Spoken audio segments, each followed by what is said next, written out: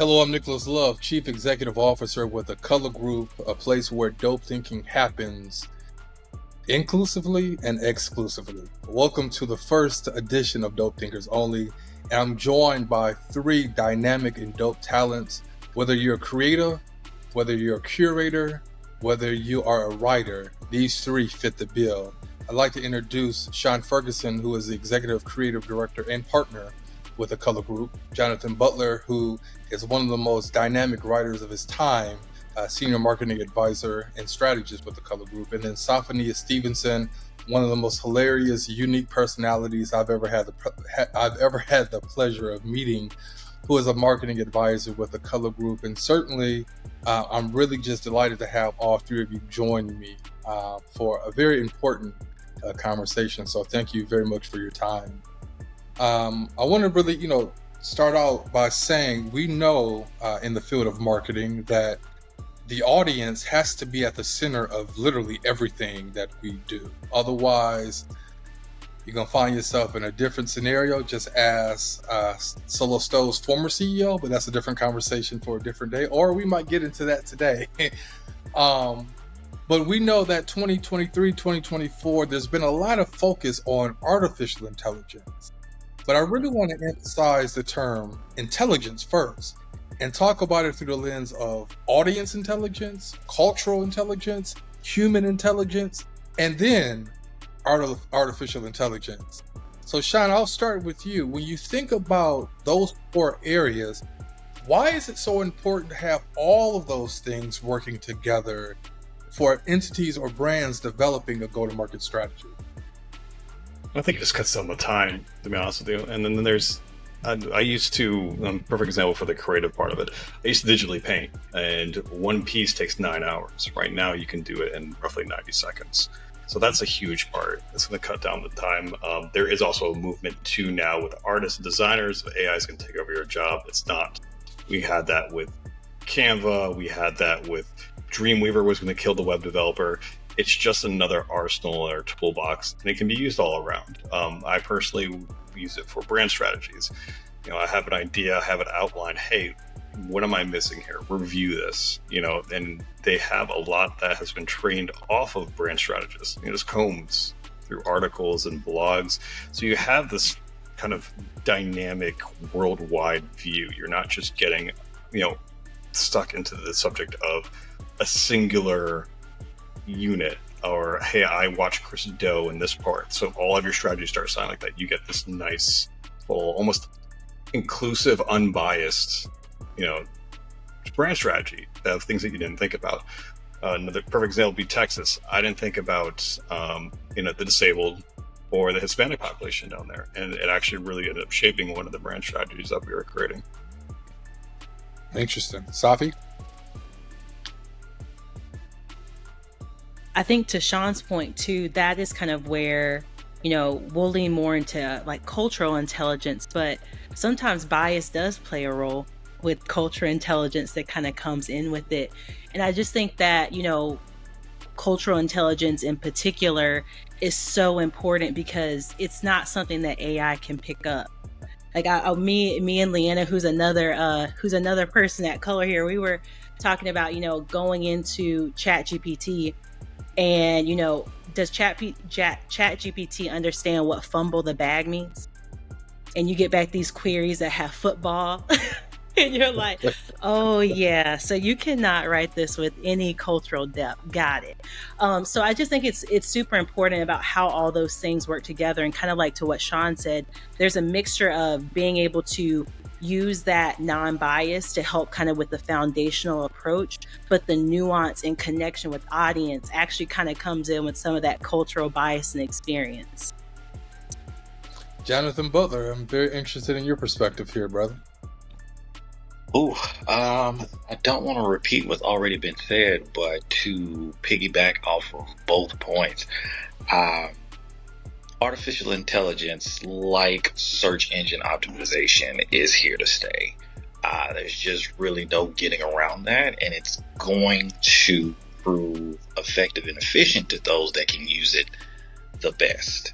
What I mean by that is, imagine you being able to not only tap into those cultural insights that range from the Hispanic community or the Black community and the Asian community, and then you pair that with an AI tailored marketing program, I think that is the route or the direction that we are going in as marketers. And for those who aren't prepared, get ready.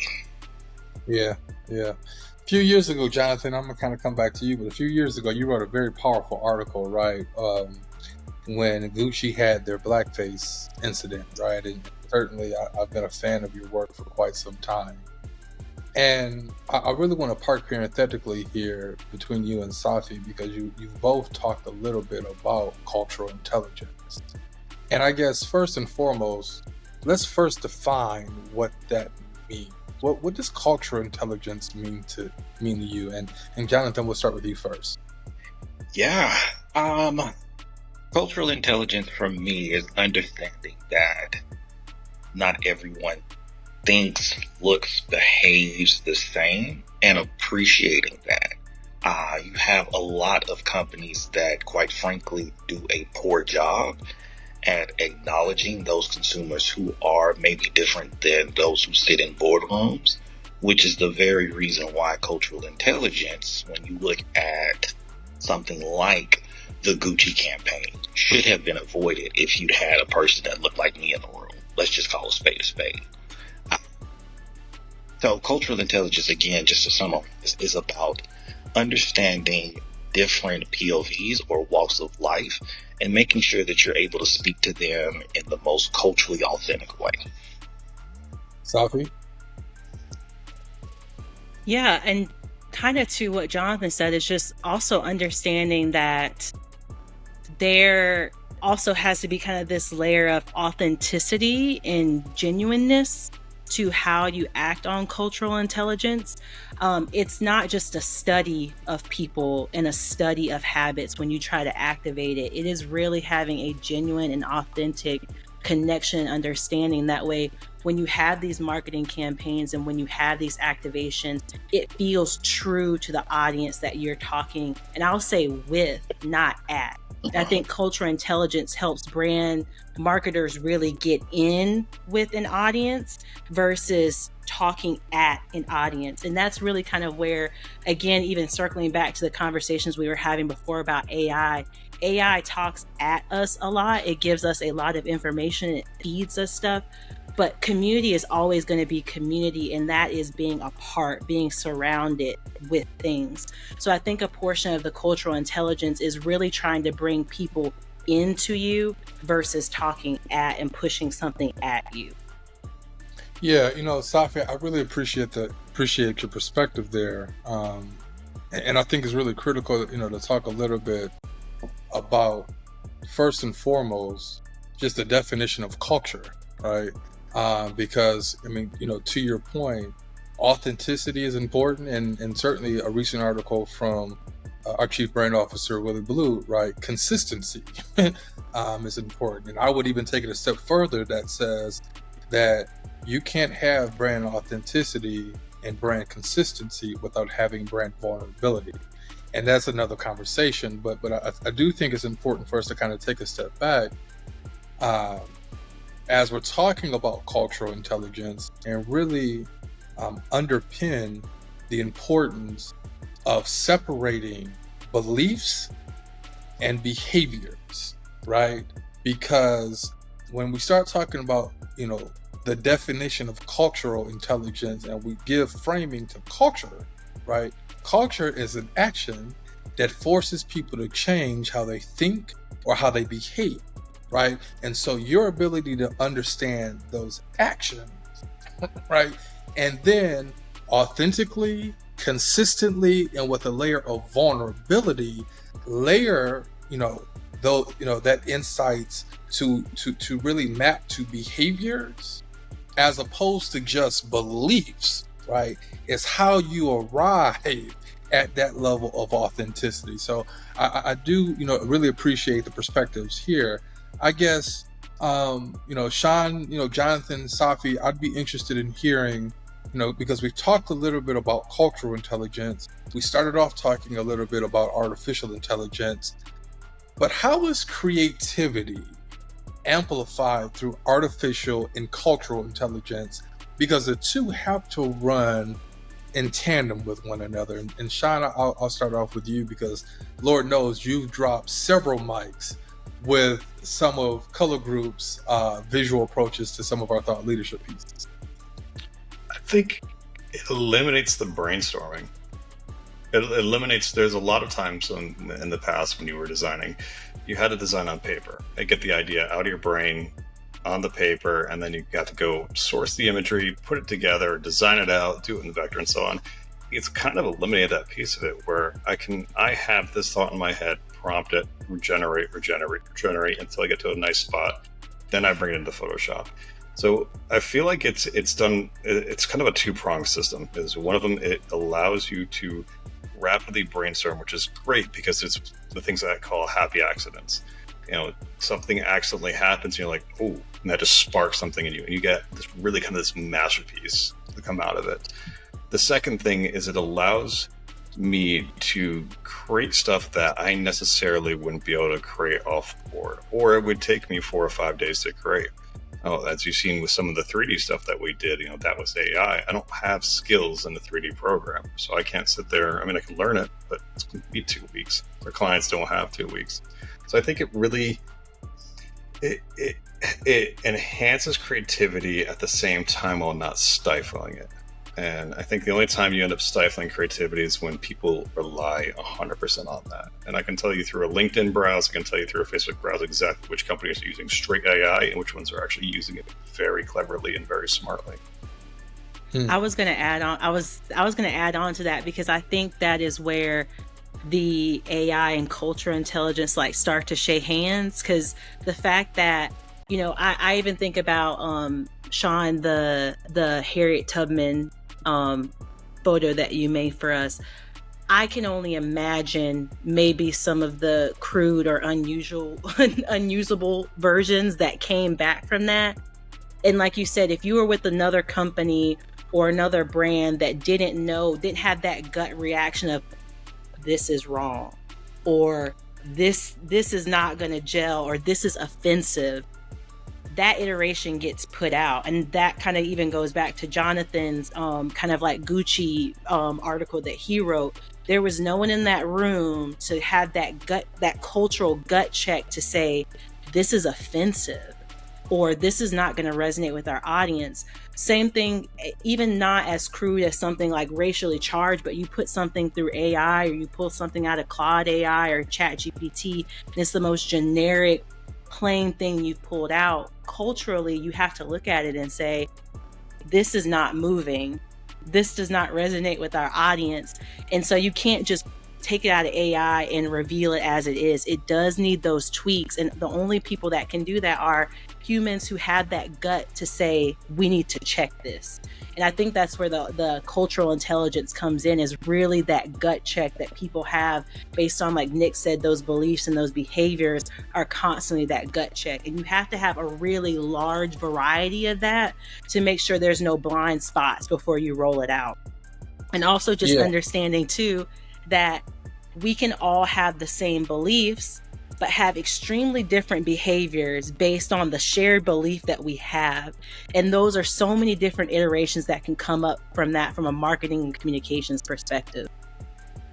What I'm really hearing from you, Safaniya, and you think about, what is one of technology's greatest outputs? Access. Simply put, access. Right?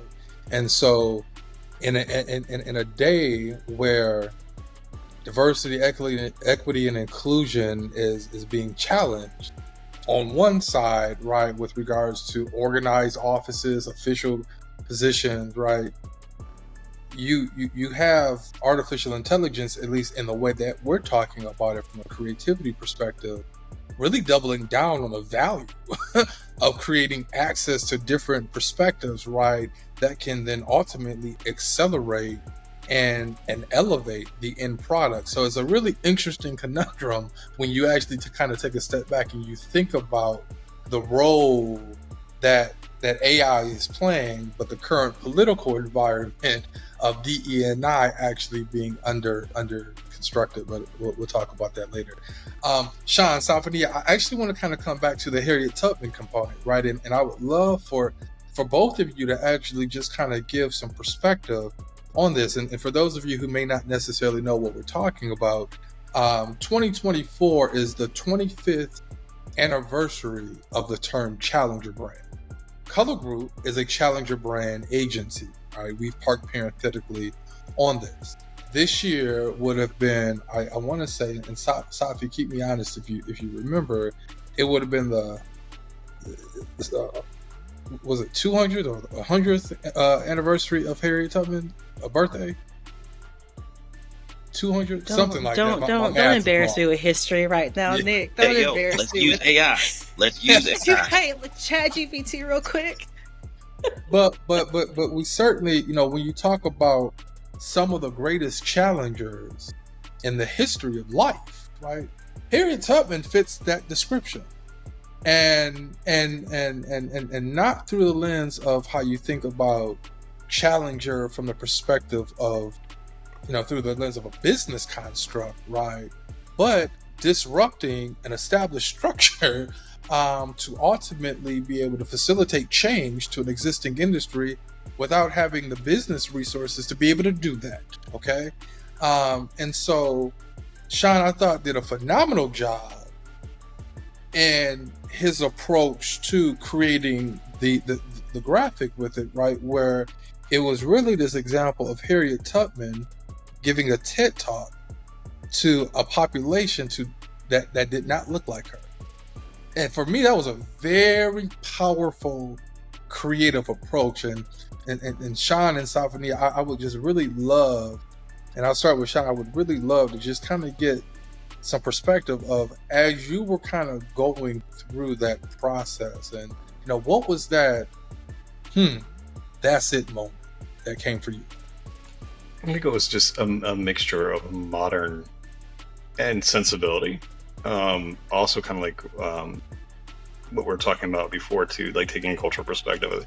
There is some that, like, if we just ripped out and just put on there a different viewpoint, Harriet Tubman and from over Room of White Men, would have taken a different perspective on that completely. So it was finding an appropriate balance there that actually felt like there was a lecture happening, there was a TED talk happening, and then you had your funny ones too. Like they had one that generated, and it had like a big screen with like Harriet Tubman in different situations in black and white, and it looked like a 1920s documentary was playing in the background. I was like, yeah, no, we're not going to use that one.